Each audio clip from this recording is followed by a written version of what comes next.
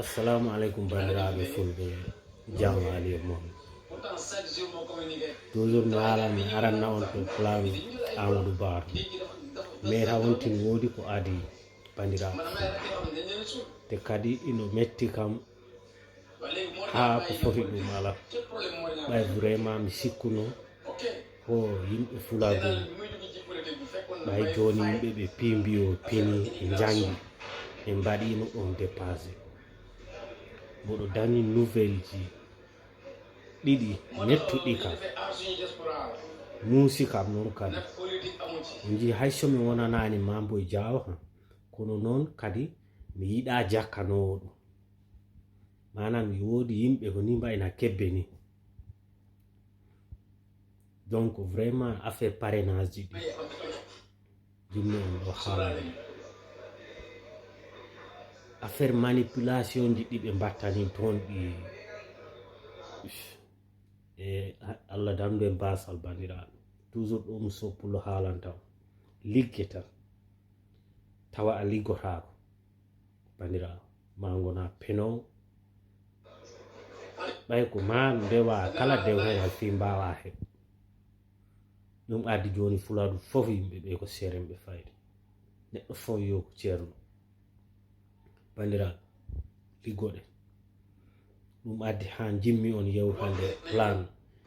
Sénégal émergent monsieur Macky Sall mbaɗi yo continuité o ko monsieur Amadou Ba waɗi fayda yimɓe ɓe mbatta hen kakkileji maɓɓe kono en kalta ko waɗi fayda mais il faut ko taw neɗɗo ko mbiyammi ko souvent ta cerveau ma o ino moƴƴi mbawa famde ko soppulo haalda o ko reede nafa bandiraɓe affaire parrainage ji ɗi ɓe mbaɗat ɗini jakasi ha jiiɗi élection ji garoji ɗo ɗi ino hawni sanne ɓa yimɓe ɓe e jaha joni minen min kawri on ka kolda gandanɗa hoorema yimɓe ko wonnoɓe son excellence ɓe jeewi parrainage ɓe manam ɓe gokkare ko wulure semmil jaha mbaɗoya parrainage e goɗɗo bandiraɓe wulure sefa semmil ho a nattiɗi e semmil bitika a yaltita e mum tawande gasi fuladu wahan ɗon gonɗe 5000 francs fi mbaɗa noon ka parrainage ɗon gonɗon haha eɓe ino ko dow mbattu e koɗo ya noon ko ley jippotoɗum 5000 e bandiraɓe ino hawni vraiment ɗum pari ko woodi manam ko mbimi ko kebbe ɗe yimɓe ɓattiɓe partiji ɗiɓe a faami ɓe gonani hay ndiga woɓɓe maɓɓe e naata e ƴefta fiche de parrainage ɓe jaha ɓe binda yimɓe ɓe ƴefta carte d'identité ji mon ɓe binda on ɓe nde ƴefta ɗin fiche de parrainage e jaha e jiida e yimɓe autorité ji ɓe jeeya umen parrainage ji ɗi fiche de parrainage ɗum koko laaɓi kam ko kalanami o ɗo ko wodi jeeyɗo minen gimmiɗo goɗɗo ari yeeyi minen fiche parrainage kluje temdere bo amin o lamdimi honi keɓirɗa o ko mboyimi o dulligante lowmi mana warana on liginten fi ɗum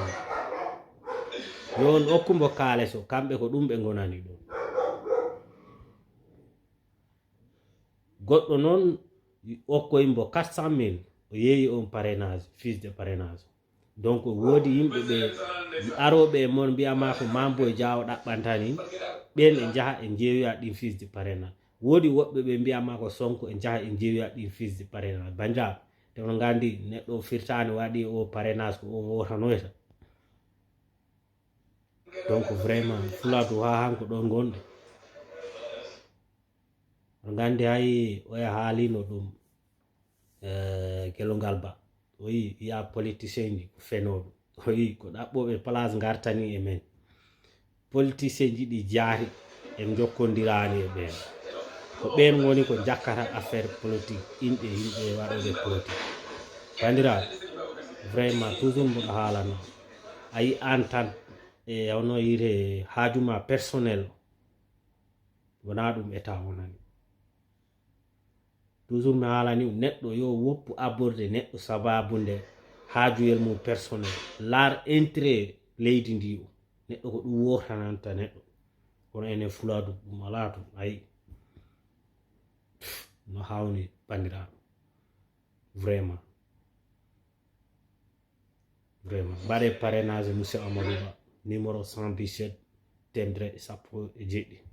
ɓen wona koye maɓɓe tan ɓe gonani ɗo ko yimɓe sénégal naɓe foof bandiraɓe ɗum noon on calminama